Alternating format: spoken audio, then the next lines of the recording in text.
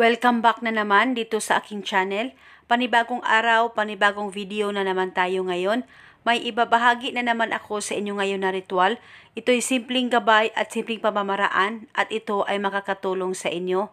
At kung bago sa channel ko, ay huwag niyo pong kalimutang mag-subscribe at pindutin ang notification bell para palagi kayong updated sa mga videos na i-upload ko. Ikaw ba ay hindi na pinapahalagahan ng partner mo? At parang nanalamig na siya sa'yo at napakalaki na talaga ng pinagbago niya dahil sa bihira na siyang tumatawag, text o chat sa'yo. O kahit ikaw pa ang nauunang kukontak sa kanya, ay dedma ka pa rin niya.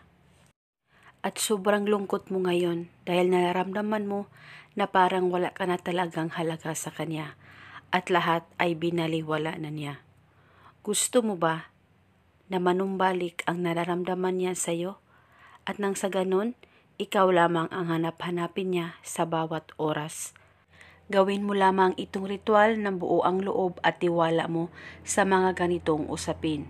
At dapat hindi kayo nagdududa o nagdadalawang isip na gawin ito.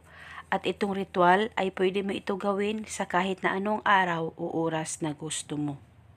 Ang gagawin mo lamang, kumuha ka lamang ng kahit na anong kulay na panulat at pagkatapos isulat mo lamang ang pangalan at apelyido ng target ng isang beses dyan sa palad mo. At pagkatapos mo nang masulat ito, ay lagyan mo lamang ito ng kaunting pabango mo, patakan mo lamang ito ng pabango mo na ginagamit mo.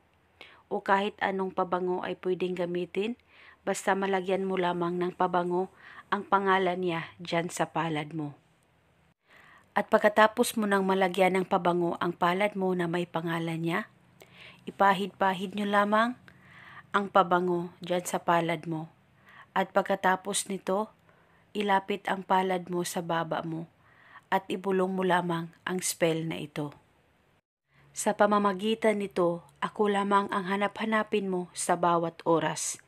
Ibulong mo lamang ito ng 7 beses at pwede mo dagdagan ang hiling kung gusto mo, wala pong problema.